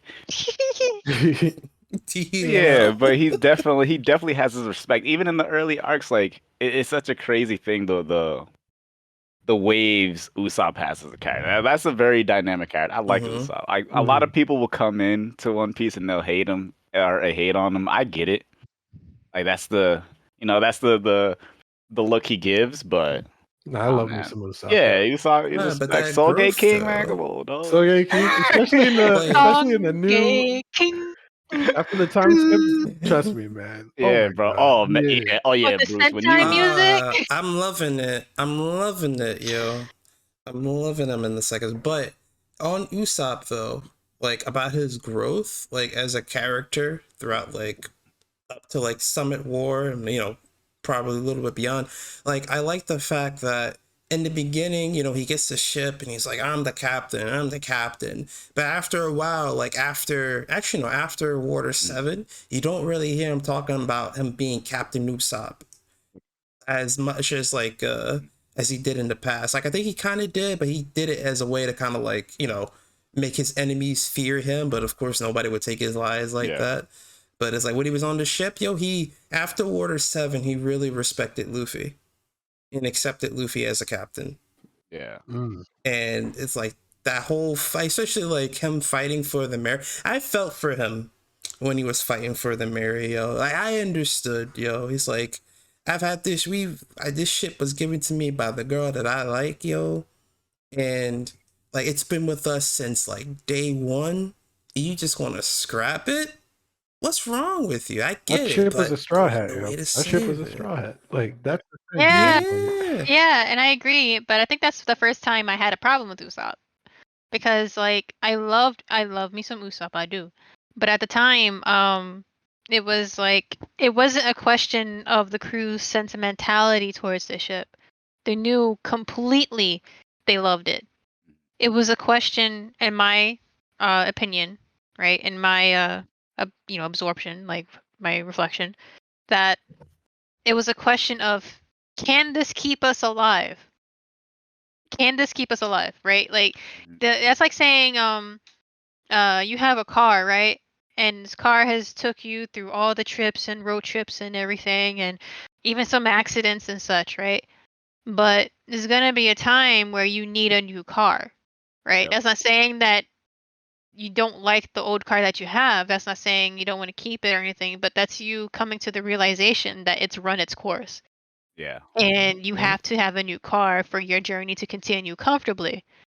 And the crew all knew that. It's not like they didn't like just, oh, it's just a wooden ship. No, they cared. They 100% cared and considered the ship important to them. But I guess like my frustration at the time was Usopp not being able to see that, right? Like he was seeing He was he emotional was about it the whole yeah, time. he was so emotional about it, which is, excuse me, completely fair on him as a human being, right? As a character. And I couldn't fault him, but I did express like deliberate frustration, which is why like I did respect him when when he and Luffy had that brawl, right? Well, I say brawl, quote unquote, but it was really just a one-hitter quitter, and they all knew. And he knew anyway. He knew he was gonna lose that fight, but he was like, I got, I gotta I gotta say it. And Luffy didn't want to do it. No one wanted it to happen. But I think what really got me and what made me respect him more was that when the whole arc with Water 7 was wrapped up, right? It was all wrapped up. Mhm. And they were and especially Zoro. Especially Zoro. Zoro had to say it. He was like, "Look, he left." Right? How does, like, if you're just going to accept him, right? And how strong is it, like how are we supposed to follow you if you can't stay strong, and even towards your own crew members, right? And he had to, that's me paraphrasing, but he had to basically like let him know like this is serious, right? You Yeah, can't this is just, serious business, yo. yeah, he can't just Yeah. like be wishy-washy, right? Like Yeah. and so they all was like, you know what, you're right. We don't like it, but you're right. And they were leaving. They left him. They legit left him. They left his They butt, left yo. him. And I respected them so much for that, because this is and especially with all that they've been through, for him to throw it away for a ship. You know what I'm saying? Like, not to say that's not like again, me discrediting the emotional like attachment to it, but Zoro saw it and I had to agree with him. Like, we've been through thick and thin, and then like for if he's just gonna leave, you're gonna have that kind of moment, and then for him to just welcome him back in open arms without him having like any sort of apology or reflection, right? That makes me question you. Yeah. And I Right. respected Zoro so much for that, because he stepped up and he's like, yeah, nah, this is real. And then everybody's like, you know what, we don't like it, but you're right. And they left. Again, I repeated everything, but uh he was like, hey guys, I'm ready for y'all to accept me. And he just kept shouting, right? And they didn't want to, but they were ignoring it until he finally apologized. He finally apologized, admitted his feelings, right? And that's when he can't. They let him back in. Yeah, that's when Zoro was like, all right, bro. All right, yeah, all right, Alright. we good. Yeah, because We Zoro, good. his Zoro, whole true thing was number like, you're not two, going to man. disrespect my captain, bro. I Yeah, can't let you Zoro. do Right. that, bro. He's like, you the homie. I'm glad you're Word. alive, buddy, but oh. As first mate, nah, that don't fly, bro. That don't I'm fly. gonna need that sorry, my guy. Otherwise, we out, man. Mhm. Exactly. And I like the fact that Luffy. I'm sorry. I like the fact that Luffy was like, he's a good-natured character. He wants, he wants everyone to be friends and stuff. But Zoro was that dude that kept him in line. Was like, no, Yeah. he has to respect you. If he don't respect you, it's like how you expect all of us to respect. That's why I you. love Zoro. Like, Zoro is the best vice captain, bro. For He's the real. best. Like, 100%. Oh my god. he is such a good Love like. that man. Like that's why he had to be the first. Like Oda's so good, man. He's so good. That's why Zoro has to be the first member, bro. Like he's so Word, good. man. Oda the GOAT. He's the He's GOAT. so good. Oda is just so good, bro. Oh my goodness. Straw But yeah, Hats, like yo, that's Zoro. going Like hard. the straw, every piece of the straw hats, and they're gonna keep growing too. They're just gonna For keep real. growing. It's great, fantastic. But yeah, Zoro is probably my favorite. It's hard. It's even hard to say that because the whole squad is so good. But I Yeah. think Mhm. I might have to put my vote for Zoro as my favorite Straw Hat because he's such an interesting character. And one of the things that I love is I can't even remember who was that said it. It might have been Raleigh. I'm not even sure. But at some point in One Piece, they make the statement where it's like the vice captains have to be either as strong or stronger than the captain. And for some reason, like that just whenever I think about that and I look at Zoro, I'm like, he is Chills. the embodiment of that. Like he is the Chills. embodiment of that. 'Cause I Mhm. always feel like whenever Luffy does something crazy next level, I never see Zoro too far off. Like I feel like Zoro is on some next level Mhm. and I just love it. Like he keeps him in check well. He wants the best for the crew in like the best way. Like, and even though, and it's like even his own journey too of being the best swordsman, Like that's such a like he has a goal just as lofty as being the Pirate King. That's so important. That's Yeah. so important. Mhm. Like it's Zoro's great, man. All these characters are great, dog. Man. You ain't lying. 100%. You I'm ain't about to lying. start swinging, bro. I don't know, man. You got me in the corner Wait, right now, like, man. yo. I'm about to start swinging. Somebody got Damn out. hype. About to reread One Piece. Nah, it's like, you don't read One Piece show? Take this manga, bro, read man, it. I'm about to start over again. Start But- over, yo. But if we're talking about on like the top of a favorite character, I mean, it's like you said, John. It's too many. They're all Yeah. good. Like, how can you really pick? But I feel like, in terms of growth, it's honestly between Usopp and Chopper. Like Chopper is Just because for Usopp, like we already talked about him, like we already see his growth, we already see him changing, and like see his decision making, and I love him as comic relief. Dude is hilarious. he is, he is. Unbelievably funny, yo. Yeah. Unbelievable. Oh shoot! Like, what was like? It's this one scene I remember. It was in the Alabasta arc, and when he was like fighting against, they were fighting against. I'm about to butcher the name. The Baroque works? Barku. Ugh. There you go. What Baroque? was it? Baroque works? Yeah. Baruch. There we go. Thank you. But Baruch, when he was fighting the corporation, he was fighting one of their assassins. Look, You good, I'm go trying. ahead. You good, homie? You good? He Let was- me just, in case you wanted to know. Go on. But he was fighting one of the assassins. I believe it was like an old lady and like this big guy who was like really slow, and it was him and Chopper. And I remember like he just shot one of them with a rubber band. And just the sound effect of it. I'm just like, this dude did just not shoot a rubber band like that. Had to pause the episode. Like, this dude really did this, yo. He really did this. Ah, man. But good comic relief. And just to see him grow, especially like towards the end of like, of the Summit War arc, when he's trapped on the island and he's working out, like he's eating a whole bunch of food and like he gets fat, but then like seeing Luffy in distress, he's like, oh, you know what? Well, let me say my favorite character. Like seeing him in distress, to see him work out, and then later to see what it becomes, really awesome. But I like Chopper too because he kind of has a similar growth. because it's like when we meet him, he obviously doesn't like humans, but of course Luffy persuades him to get on their side and like shows him that we're your friends. So he joins the crew and like he I feel like had the not the hardest time, but like it took him a while to really adjust with the crew for a little while until like I think maybe until Alabasta happened, and then like he got really acclimated with the crew. But he was also not really brave either. I think like up to Alabasta, like he wasn't a complete coward. He would fight, but he wasn't fighting as much as he was doing in like what was after Alabasta? I think like no, Skypiea. Skypiea I feel like is when we saw the change in his behavior.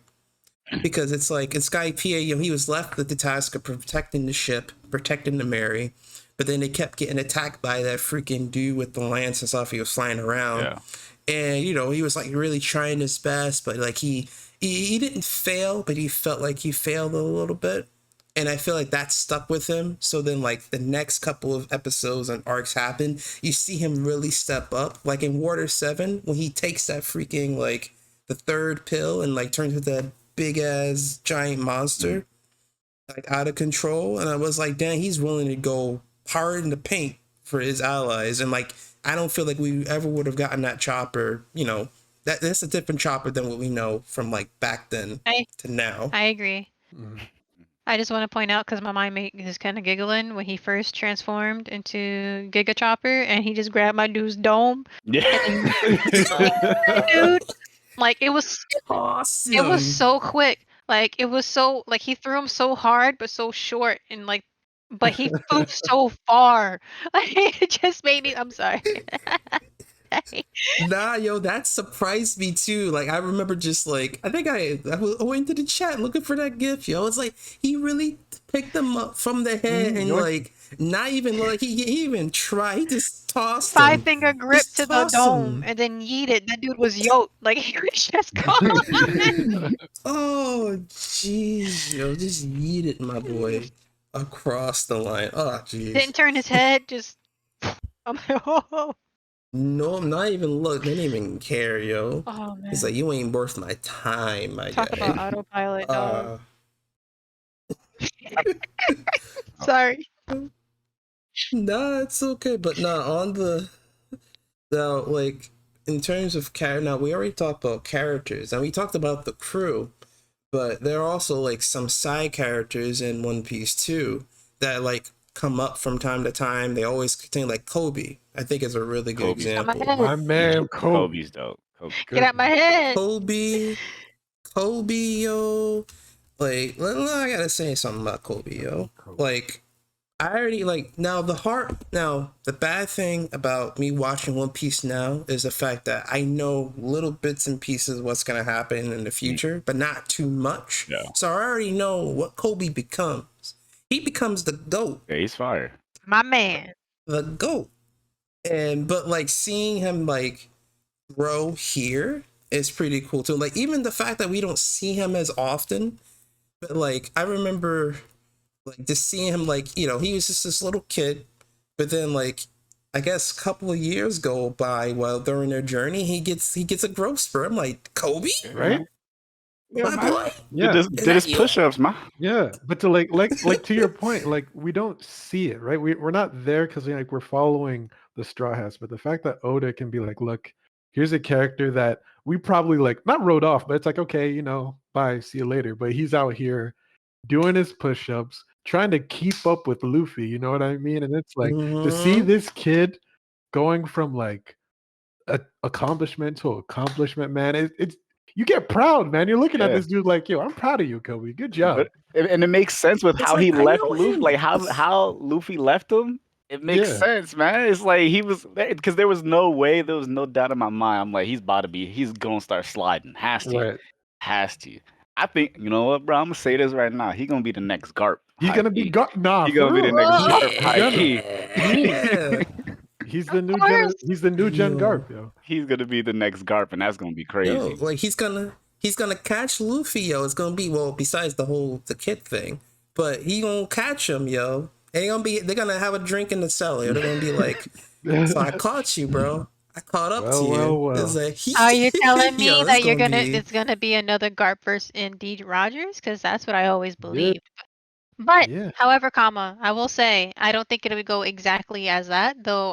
One Piece it has their duality thing, right? Like it's so strong with like a lot of things, and I'm not gonna get into it too much out of fear of like spoiling things, but I completely believe it.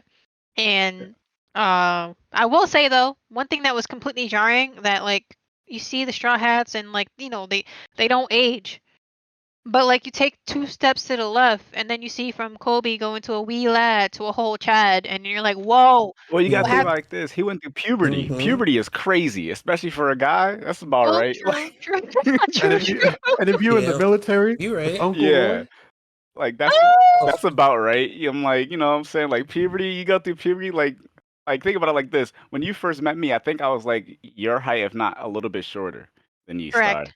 So like, and you And met me now, as a freshman in high yeah, school. yeah, So, and by the end of senior year, I was like, yeah, you know the difference. So it's like, so that's like Kobe right there. It's like, and you gotta also think because the time skip is just 2 years, but you also gotta take into account the time that passed through the beginning of One Piece towards before we hit to that point, before we hit to uh Water 7 and stuff like that. That's also a lapse of time too. Mm. So this you are right though. That growth spurt was hitting differently. Love to see it though. growth I will spurt in the weight also room. Y'all like in to that plug weight in room. my love for the chapter pages because like when I was watching the anime, it came out of nowhere, like whole Mr. Krabs, shaky cam, but like but like as I was reading the manga when I started from first, from start to current, I saw Kobe with Garp and Yep. Helmeppo, and Mhm. because like he would the cover the chapter page like the chapter pages like the chapter covers would give a little bit of story, a little bit of fan art, a little bit of extra stuff, right? They would Yeah. tell stories of like what characters are doing long after you've met them. Like the arc is over, but he'll tell you what they're up to and what they're Yeah. doing, and I think that's just so neat. Yeah, like each chapter cover is like a little tidbit into the world again. It's like it's so good. It's Yeah. stuff like that is so amazing. Yeah, I actually want to talk about that because it's like I'm an anime only for now. But I feel like one of these days I might be a manga There's reader. no world. But Yeah, I'll be waiting. but I gotta admit though, I do like how he, like we're on this journey with the Straw Hats, and like we get a gander of what's going on the island, like like Star said, the islands are like their own little worlds already, the whole countries and rules and stuff. And it's like, you learn a lot about that, but then like usually either between the arcs or at towards the end of the arcs, like we get a snippet of like what's going on around the world, what's the government doing, and what's Ace's brother doing, and it's just like I like those little tidbits. I think maybe that's Oda's way of kind of like in anime form, just giving us a look at what's going on around the world. But of course, as time moves on, we start to really get into, we start to learn more about the world, what's going on, and also see the pirates as the Straw Hats as well. Yeah. But I like how he just like he flip flops between the two and how they kind of combine. Cause Luffy just trying to go on a journey. He ain't about these politics or anything. He's just like, I want to have a journey with my He's trying to friends. just get that One Like, Piece. That's what's killing me though, because it's word. like Luffy's dream, right? To be like, king of the pirates and everything like that. Ultimately, like his pursuit for the truest form of freedom, right? Mhm. Gets in the way of so many people, and Yep. they can't stop this dude, yo. They can't stop this. Goma Goma no. He's like, nah, Pistol, yo. I'm getting my freedom whether you like it or not. Step aside, yo. Yeah. Step aside. That's one of the coolest things about One Piece too. Is like it's realistic in that the actions of one character will ripple into so many other characters. You Right. know, it's like so many things are happening simultaneously. So it'll be like while all this is going on, and we're watching the Straw Hats and their stuff doing on. We have the rest of the worst generation doing their things all in Yeah. this same race. So it's so, and then when you Uh-huh. finally start hitting that peak, like that moment where you're like, oh, this is happening, and because that happened, that made it possible for this pirate over here to do this, and now that's why he's here. And then even with the 2-year time skip, when you hear about what the other pirates were doing in the 2-year time skip, it's like, oh, like Yeah, like and that's the world doesn't yeah, stop, you know? yeah, exactly. Because it's like it's the worst generation for a reason, right? It's not just Yeah, Luffy, it's not just like yeah, Zoro and them. It's like all these, upcoming freaking uppity pirates that are yeah, like making it worse for like all yeah. these other people. They're like, yo, what are these youngsters doing, Yeah. yo? It's You 12 know? people, I Mhm. think. 12 people in the North Generation. I believe so. A whole And bunch of them because you got what's Kid, funny Law, is and them. Yeah. 2 Straw Hats are in the worst generation. Like that's Yeah. so dope. It's That's so so dope. awesome. Because it's Zoro and Luffy. Like, what? Yeah. Come on, man. That's so fire. I love it. But also, like, in terms of like world building, like, actually, you know what? Coming off from like, whole like world building and stuff, if you guys remember, because I know, like I said, I know all of you guys besides me are like more way ahead. If you remember the arcs that happened between East Blue and Summit War, how would you? What are, I guess, like your favorite I arcs thought you were gonna from make that? us rank Uh, them or something. Don't do that. Yeah. Oh no, It's a I thought lot. about it for a minute. I was like, no, no, no, that's a little bit Yeah, much. okay. So my favorite arcs between what again? Between East Blue and Summit War. So that's like, when we met Luffy to when, the 2 year time skip starts. The ones that speak out to me off the top of my head, like not if I don't think too much, Mhm. right? In no specific order, the biggest arcs in my head are Thriller Bark, Enies Lobby, um, Alabasta, and Skypiea just because Enel. Enel is so I love Enel. He's one of my favorite characters in One Piece. Yeah. That But yeah. dude, that dude got on my nerves. Nah, he has one of my favorite comical scenes in all of One Piece, yo. Oh, his face, his Yeah. astonished face. Yeah, Oh, Yeah, when he yeah. tried to when he tried to kill Luffy like one shot, and Luffy just ate it. And he's like, yeah. He's like, what? And mind you, he Like, thought he this was a dude's been god this entire invincible. time, yo. Yeah, Yeah. bro. He was a type disadvantage. Like that's what it Yeah, was. it's just unfortunate. Like he like because that's what's so funny about Enel because he's such an end game character. Like, and that's why I love One Piece too, because they're not afraid to do something like that. Enel's such an end game character. They would have never been able to defeat Enel if Luffy wasn't Luffy. Right. They Mhm. would have never beat him. Like not even close. Like he has canonically the greatest observation hockey in the whole world of One Piece that we know so far. So it's like his fruit is broken. Like, It and then in his lore, he was like arguably broken before he even had his fruit because his whole thing of like he had to kill the people in his kingdom. That's how he kind of broke out, and then so it's like he was just always just Busted. slipping and sliding, you Yeah. know? And that's why he had this god complex. And he's like, I mean, if you have his track record, you probably start thinking you're a god too. Like, like Right. Yeah. And it it's was like to the point where like yeah. after like that whole moment with Luffy, he in his head, he was like, nah, that didn't happen. Yeah, he had to be like, nah, that was a fluke. Never mind. yeah, he just like, watch out. Nah. Nah. Like, he's so good. And then they didn't even really beat him. He kind of just left. I Yeah, he's love like, that. I'm Like, out. he's like, you know what, bro? Yeah, he just He's like, I don't even care, bro. I'm out of here, man. Like, I'm that's done. so, To the moon. yeah, like, and then he's He chilling really on the just- moon now. Like, dope. Well, he is? Yeah, he's on the moon. They just left. Yeah. He just left. Oh, shoot. He just left. I thought he was just still flying around. I thought he was just like looking for his like all green, all earth. Nah, not because Nah, did this still show it on in the the anime moon. at that same part? Yeah, I No, believe they. I don't think the anime showed him the moon. It's been years since I've seen it. Yeah, 'cause it's been a while, but it's not really like a spoiler per se, because I'm pretty sure they show it back then. They didn't show it recently, so you might have just missed Okay. it. But it's like, yeah, so he ends up on the moon, Yeah. and there's like the moon people there, Yeah, I was just And about to get into that. Yep. yeah, and they kind of revere him as a god like he wants. Because there's like they're having like a war on the moon, and Enel ends up there, and he kind of just solves the war pretty much.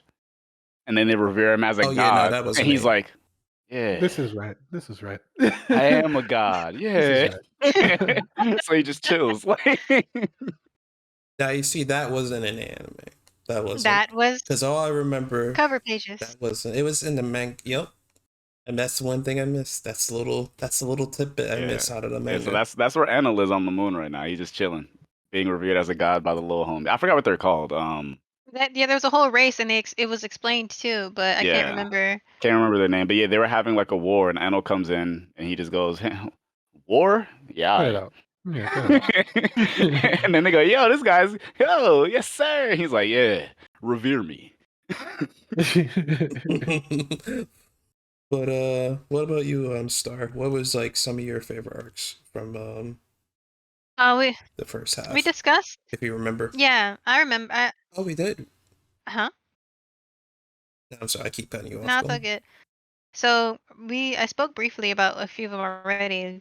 Thriller Bark. A lot of people didn't like Thriller Bark, but I loved Thriller Bark, Hey. and I loved it for its like it was a lot of comedic moments. I loved the color palette, like because it was so dark and muted compared to the other arcs. And it was still like full of jokes, and so I really enjoyed that. I did enjoy Water 7 because I liked Frankie, and I really loved Frankie, and like and Robin, and like some of the bits like where like some of the filler stuff and like fun stuff, such as Zoro being daddy to like 3 babies, and Robin like teasing him about it. Mhm. I'll say to that, not many of them I remember much because I didn't have that much of an impact on me, such as like Nami's. Uh, Nami had a. It was because like for me at the time, it just felt like Nami's introduction, right? And not to say that her story wasn't tragic or anything. It's just that she didn't really hit me as a character until what you call it? Fishman Island, A, and B, Wano, for this one specific moment, and this one panel, this one line she said, and it forever solidified her and gave her recognition that she never had from me before, and like almost Zoro levels of recognition, and it was only because of this one line and this one panel that she did. Mhm. That she said it with such feeling and heart and 100% um like truth, right? Mhm. I don't know how else to explain it other than truth. And I was like, nah, I don't know. I never like I always loved you, of course, because you were still fam, but I see now like it was probably difficult for me at the time because I was paying attention to other characters just for me to see like her heart, like her dedication, but in that moment it just helped me to see it better, and that's what solidified me. But like again, I just really, I guess I could just say Water 7 and Thriller Bark because I did enjoy Chopper's arc. I did, but it's not as memorable to me as the others, right? It's hard to say. Like Chopper is more memorable than Chopper's arc, if that makes sense. And Yeah. yeah, and the same could be said about Zoro, not Zoro, excuse me, Usopp and Sanji, right? And like, cause the one moment I really enjoyed out of that whole arc with Sanji was just him like thanking Zeph for all the things that he's done. Like he was on his knees, like the entire time he was like this.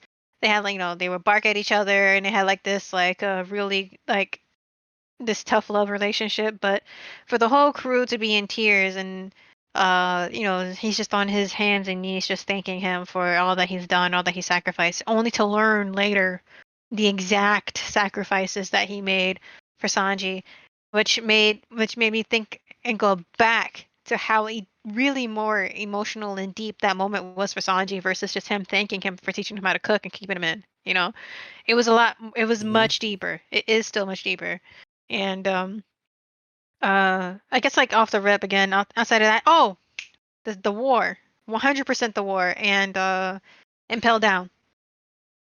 Loved Impel Down. True. Loved Impel Down Impel was in Down. fact crazy. Loved Impel Absolutely. Down. And that's the jail, right? that's a jail, yeah. Yep. And I love Impel Down for two characters, really. I love the whole arc of Impel Down, right?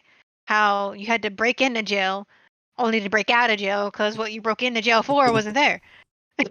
So, and it just the stakes, right? And the intensity and the urgency and two characters, right? In that entire arc. Mr. 2 and Ivankov. Oh my lord. So, it made it so real, so emotional, and like I really enjoyed it, and like the sheer urgency to get to Ace, and in the middle of it all, for things to for everything that happened, everything to go down, and my man Shanks showed up to the doorstep and ended everything with his words. Hey, yo, stop this. You right? My man pulled up. Oh my god. Oh my god. That's exactly what he said, yo. He was like, "Stop it." Okay, You're right. Shoot. Admirals put their hands up, yo. Admirals, yo. Oh my god.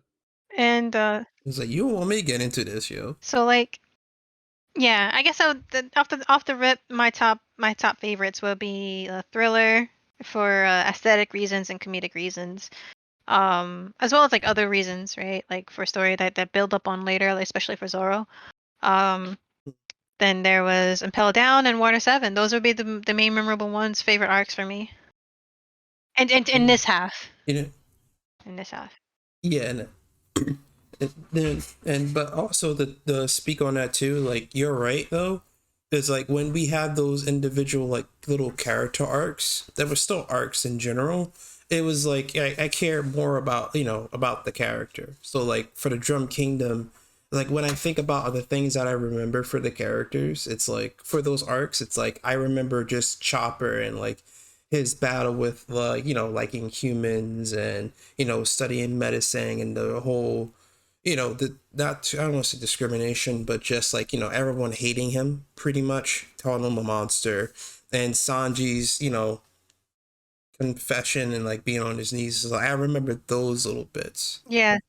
For those character arcs specifically, but like for me, especially getting off of like all of that, I'd say my favorite arcs from like that first half, I gotta say Alabasta, just because I feel like it's a nice introduction to the threats they were gonna face.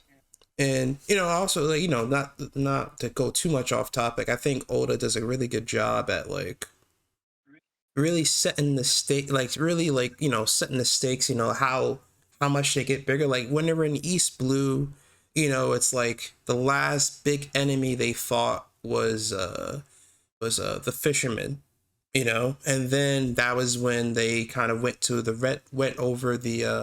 Grand Line, and that's when we really started our adventure, and things just started to ramp up. And Alabasta, I feel like at that time was the peak, so that's why Alabasta was like my favorite, because it's like things just got real right there. And then Skypiea, I say it's my least favorite in like all the arcs, just because it's like it didn't feel like there were any stakes.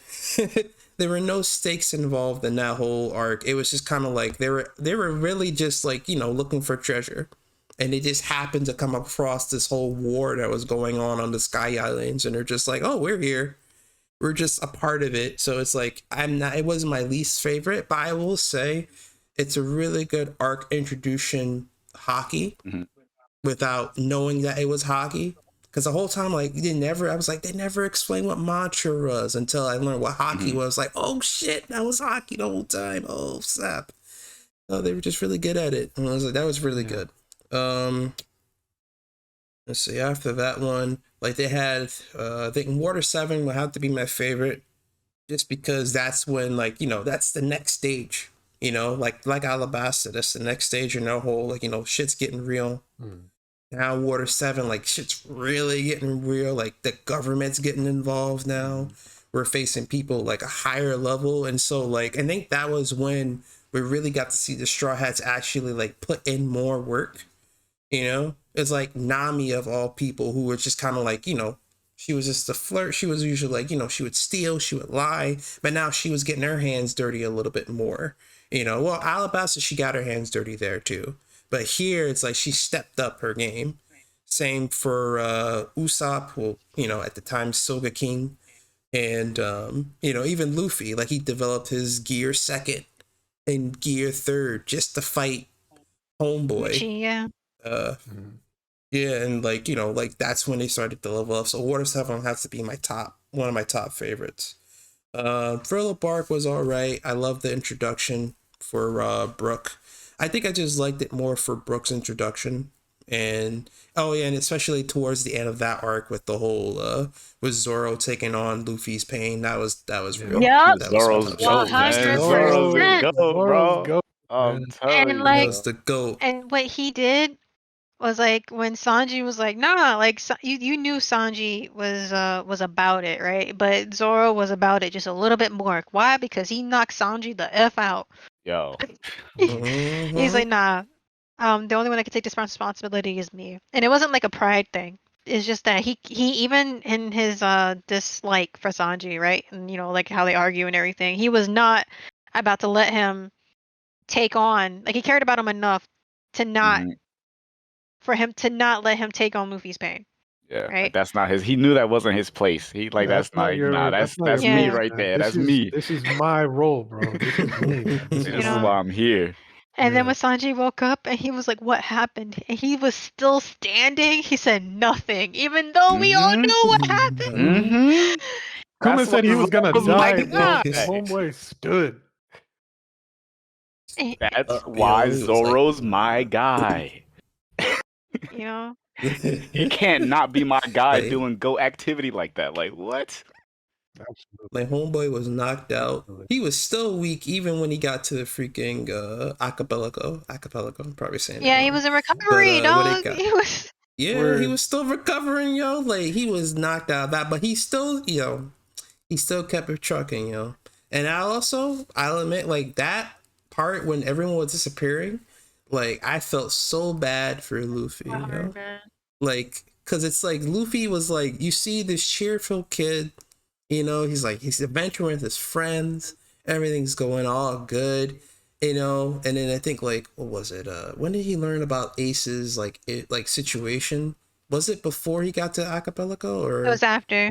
yeah, it was. It was no, it was after. Yeah, then like he went to the Amazon's, Lily, whatever. Yeah. the Amazon Lily like island and whatnot, but like seeing all his friends go, then he's crying and he's upset, and then he gets to the Amazon island, and it's like he remembers everyone's probably gonna be fine anyway, it's okay, but he remembers his brother's issue, and I hated seeing Luffy in pain. Yeah.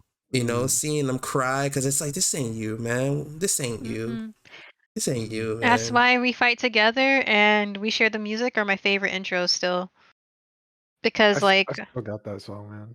Because they, like you said, like you don't see Luffy in that kind of pain, and like you think about it, he watched all his favorite people in the world be just gone, just pop, pop, pop, pop, just gone, and like now his brother, right, and then for him to still spend, like, what was it, 10 years of his life?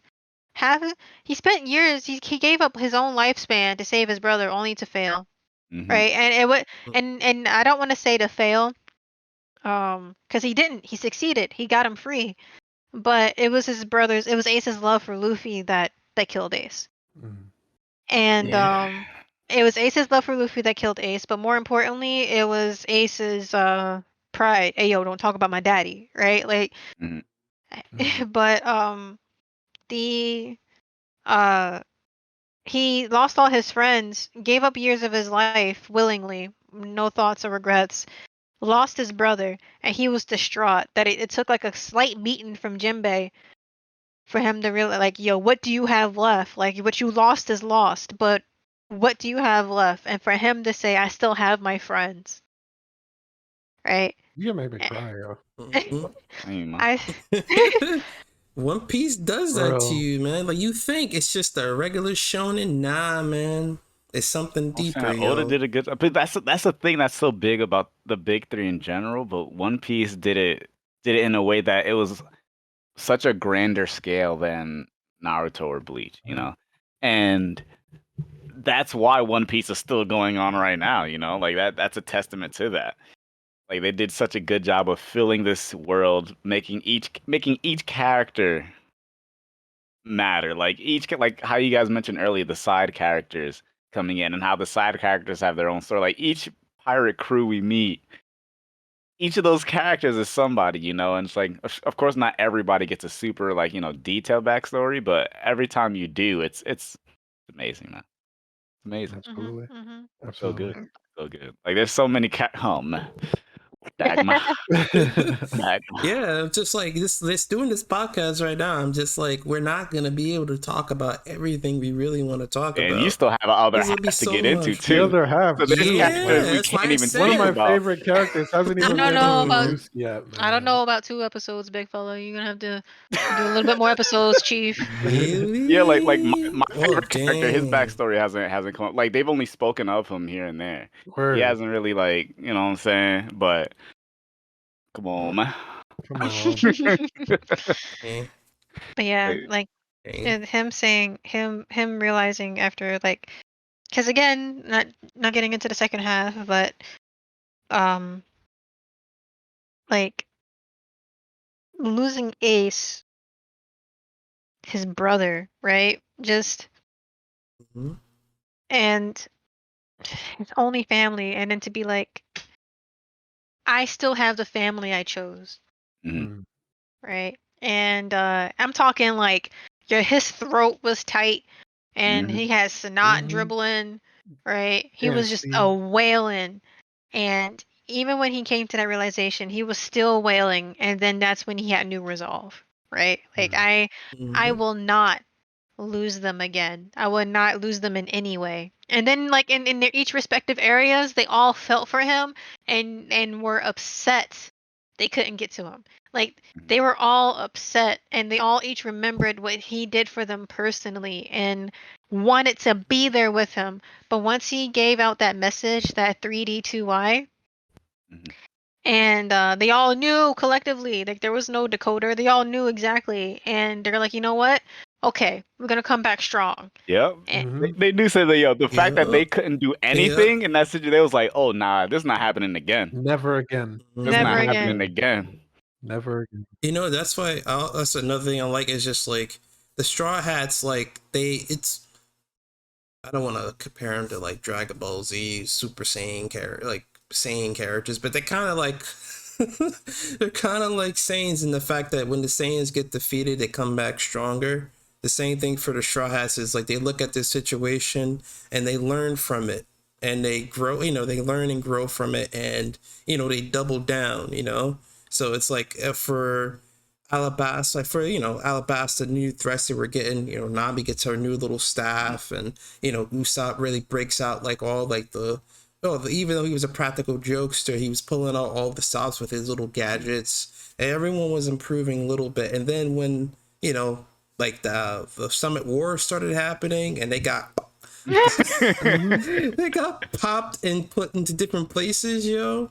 That they got the message. It was like, "Yep, time to train, time to change up tactics, yo. Like we gotta be good for our captain. Because that's the thing, like we going into the new a world. lot of the things that they had gotten to that point, you can attribute a lot of it to luck, and it's like that's not a bad thing because luck is just a part of life, you know. Right. Luck is when, you know, preparation meets opportunity. So they were prepared to take advantage of those lucky moments. So it's like that's great, but then you hit a point where luck isn't enough, and they saw that Mhm. point, you know, like they because they were really like they were such a non-factor like Mhm. that level and they're just like, oh nah, like that's when they got to get to see how big the world really is that they were stepping into. And I love that One Piece did that. It sucks that so much was lost in that, but that also that goes towards the ripple effect that I was talking about earlier. One thing means other things has to happen. So Ace coming back off that ship again to go, like that means what happens to Whitebeard. That means Blackbeard comes in. That means but that's the ripple for Luffy to kind of realize, oh, I can't be the reason someone has to go down anymore. Like not Right. again. Never Because again. if Luffy's not there, Ace doesn't have to die. Like straight up, like straight up. He knows that, and that's what makes it hurt the most. You know. So it's like, and then it's also the crew's looking, and they're like, oh, we can't do anything to help our captain right now. How can we be that trash? Ain't no way. Like, Ain't no way. no yo. way.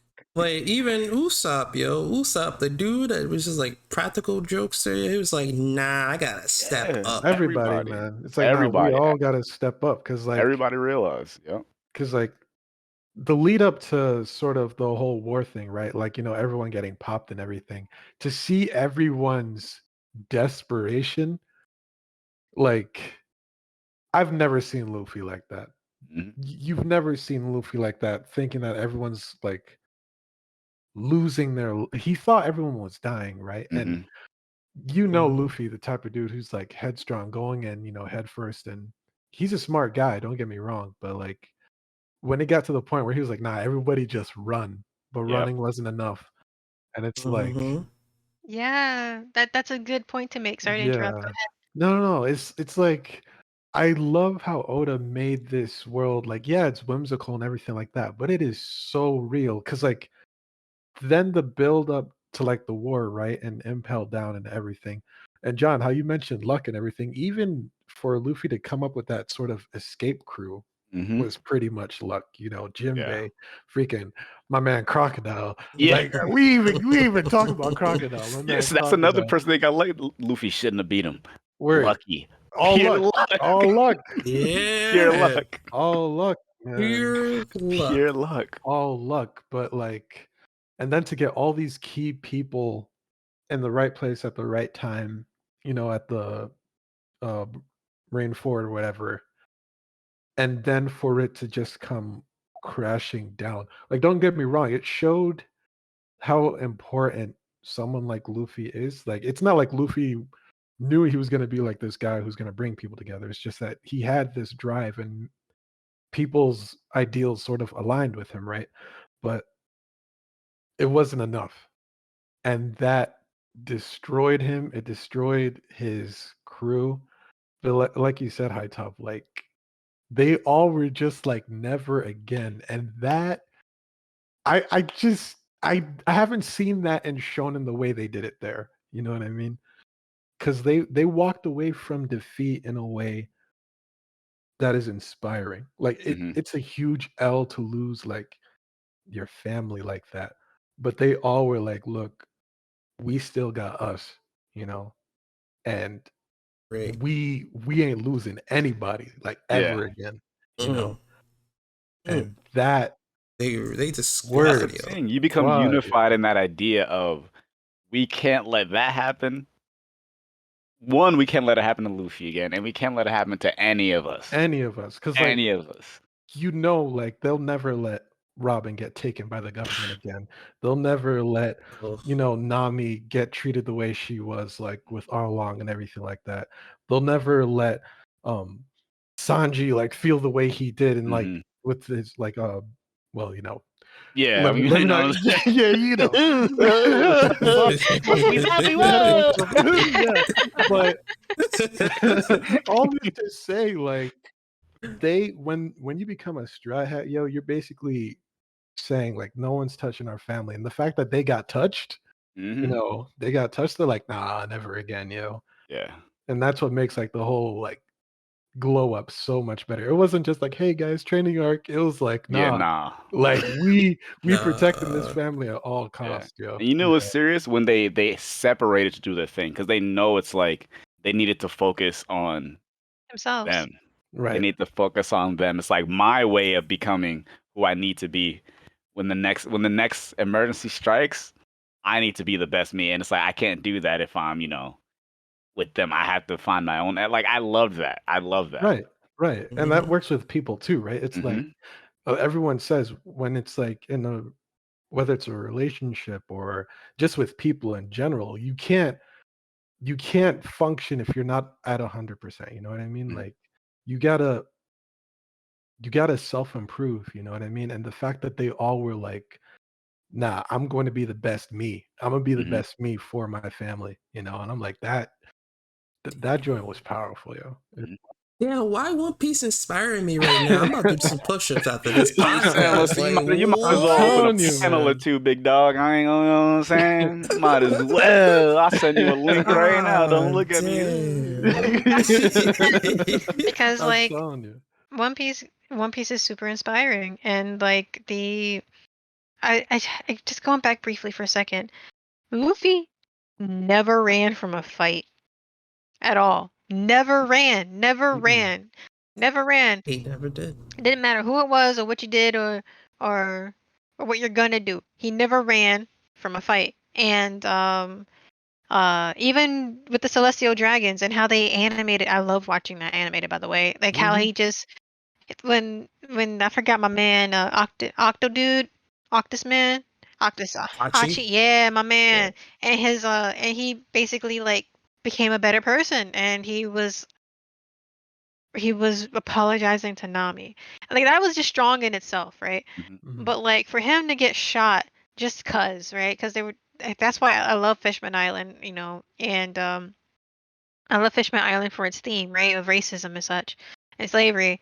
And I know I connect with it as a person of color, but like besides the point. Point being, um, Mhm. No, go he on. didn't care, right? Of what the dragon status was. You hurt my friend, right? And that punch was so satisfying. Mhm. Like Folded when back savage.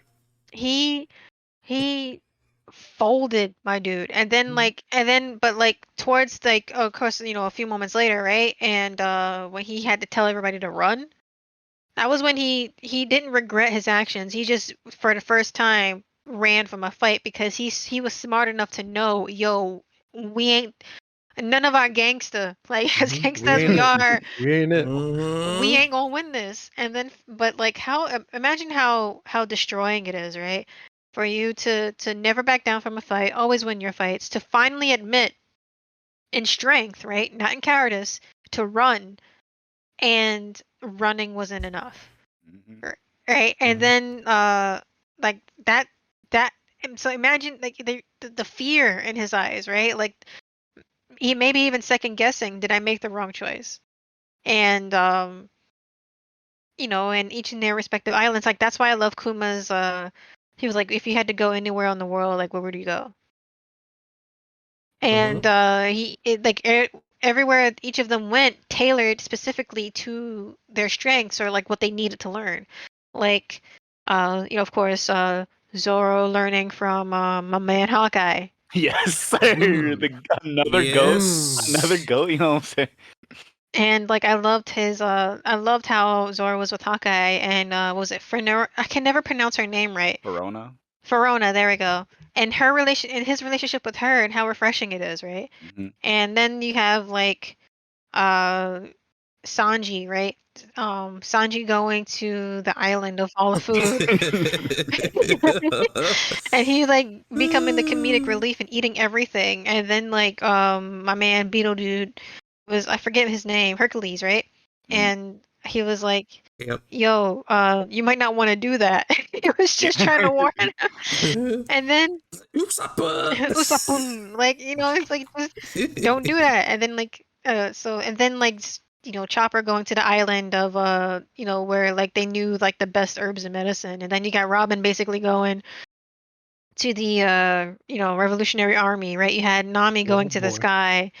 You had Sanji going to like the island where Ivankov ran. It's all, and yeah, and cross dressers. and then like I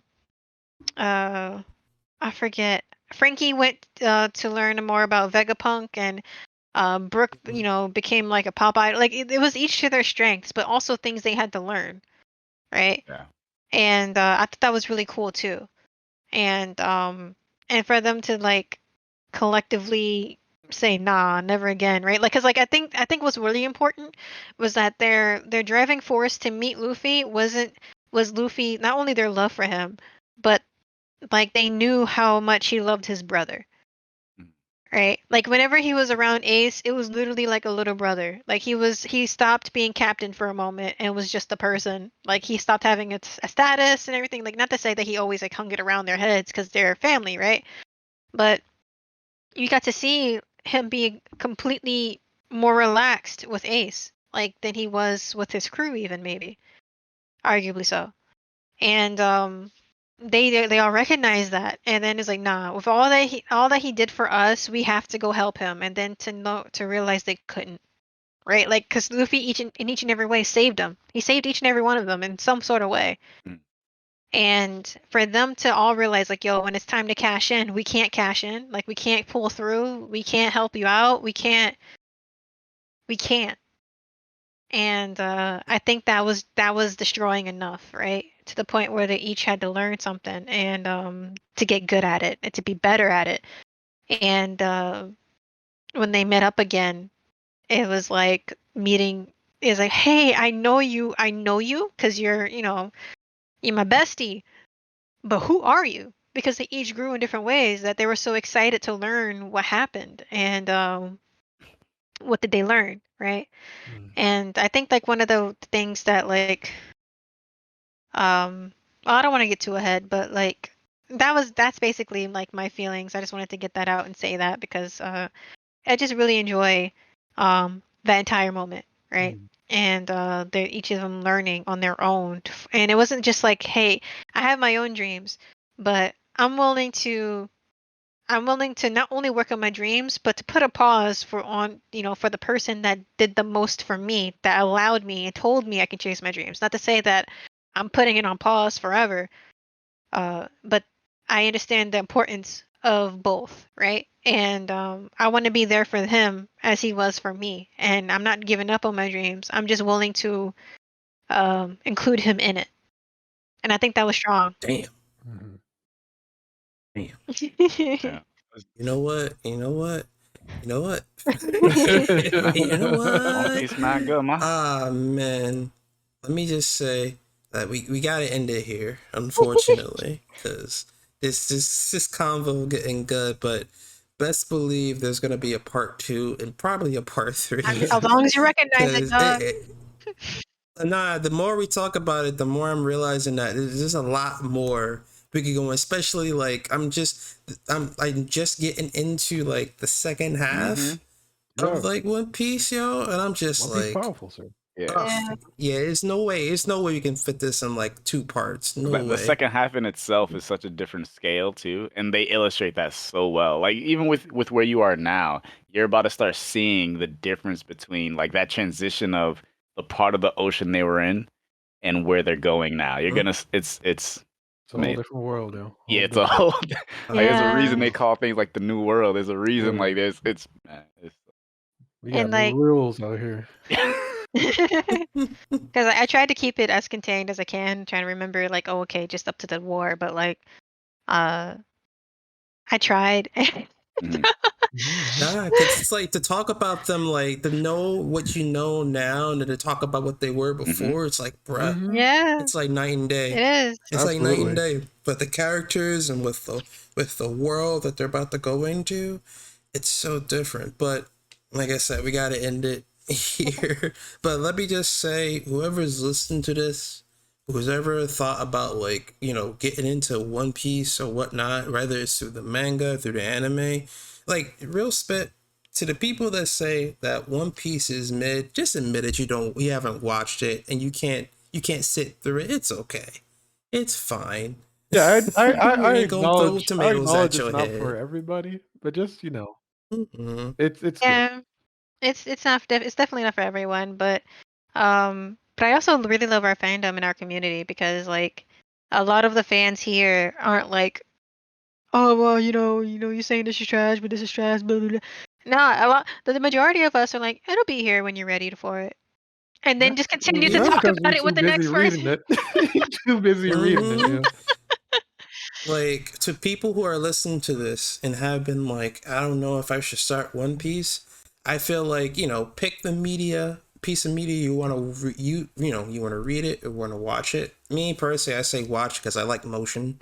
I like to see things in motion, but I get the fact that watching 1,000 episodes is a daunting task, but just go into it just like, watch an episode. If you only watch one episode, fine. But just, when you feel like it, watch the episodes.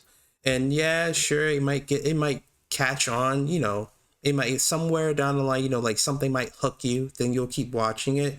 But just watch it at your leisure time. Like, don't, like, I feel like when you set rules of like, I'll watch 2 episodes a day or 4 episodes a day, you burn yourself out and you're like, I don't want to watch this anymore.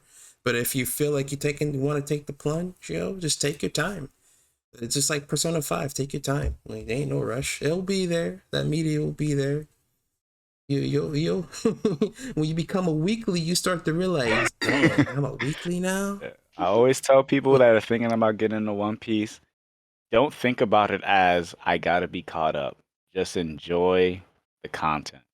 Word. Enjoy the 100%. Maybe right. content. Don't like being caught up is like, listen, that's secondary to you just enjoying the ride, Absolutely. Just Yeah. enjoy the content. The content's good. You won't even feel the time passing because it's like if you're enjoying yourself, who cares? You would want it to be longer because hey, that's more content. So it's just enjoy it. Like don't focus too much on I got to make sure I'm caught up, and then because then you're worrying about the thing that doesn't matter, man. Just enjoy. 100%. 100. Cause like, I tell people all the time, like, oh, it's so long. I'm like, yeah, but if you just read it when you want, you're not even gonna notice. You're not even gonna notice all the stuff all the content that you read that you blew through. You're not even gonna feel it. I promise. And at one point you're gonna just realize, oh, that's a number I'm on, and then you're just gonna keep going. Like it's not gonna weigh on you, as long as you take your time with it and you just like like Gene said. Sorry, John. Look at you. I looked at the username. I know when you freeze, dog, and your username shook me up. Sorry, but like John said, like you're just enjoy it. You know, just enjoy it and have fun. That's it. Really, Yeah. there's nothing. That's all that really matters. And if it's not for you, then it's not for you. And don't let nobody try to bully you or guilt you. It's just not your cup of tea, and that's okay. Yep, and that's pretty much it. So, yep, that was our final dots. And, this is the end of the podcast. If you liked what you listened to, drop a like, subscribe to the channel. We upload every month. If you want, they have some social media sites on there. I have a Twitter and an Instagram. You can follow those. Mostly posting updates on Twitter. And sometimes even posting the next topic on Twitter as well, so you can follow along. So, yep, drop a like, drop a subscribe to the channel, and yep, see you guys next time on the next episode of the Baka Gamers Podcast. Peace out, guys. Bye. Peace.